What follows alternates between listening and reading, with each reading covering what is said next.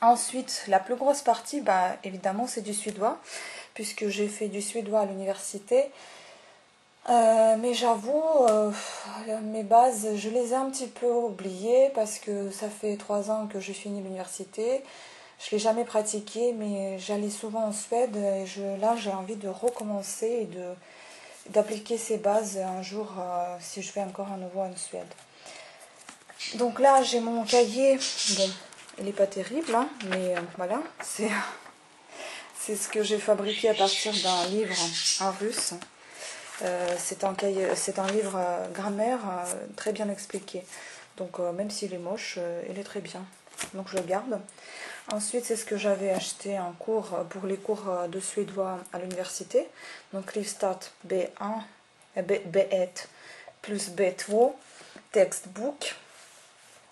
Voilà, c'est des livres avec des exercices. Un livre de suédois avant leçon.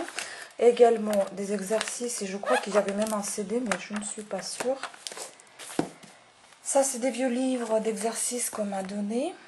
Niamol 1, Niamol 2. Aussi avec des exercices que, justement, j'ai envie de terminer tous ces livres des exercices et comprendre enfin que je suis arrivée à bout de quelque chose et que je peux parler, communiquer et que ça ne me pose aucun problème de voyager avec une langue étrangère qui me passionne. Un autre livre, Svenska utifrån, aussi pour les étrangers, avec des exercices et des textes. Un livre d'exercices scanné par ma prof et photocopié. Voilà.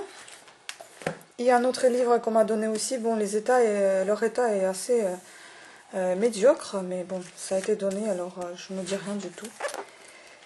Également, c'est avec des exercices qui vous permettent de vous entraîner et de comprendre un petit peu mieux la langue étudiée. Ici, j'ai commencé depuis très longtemps aussi mes cahiers d'exercices, mes cahiers de grammaire, ce que j'écrivais. Voilà. Là, j'ai accumulé des photocopies de vocabulaire également. C'était mes cahiers de cours, le vocabulaire.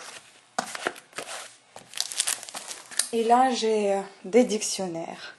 Donc, en gros, dictionnaire de suédois, que j'adore. Suédois-français. En grand dictionnaire aussi, mais suédois-russe. Un petit dictionnaire poche suédois-français. Et un petit suédois de voyage. Donc, aussi pour...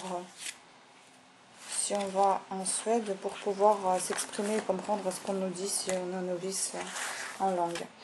Et là aussi, qui est très bien, c'était un livre qui s'appelait comme ça, voilà, de Kersten Fredholm, 964 Svenska Verb. Donc là, il n'y a que des verbes qui sont conjugués. Ça, c'est vraiment génial. C'est égal à la Becherel de poche de français, donc vraiment, c'est trop bien. J'adore ce bouquin photocopié, donc c'est très utile. Voilà ce que je vous ai expliqué, c'est un petit peu ma présentation d'aujourd'hui de tout ce que j'ai chez moi et tout ce qui me permettra d'étudier ensuite et de continuer justement à étudier, à approfondir mes bases.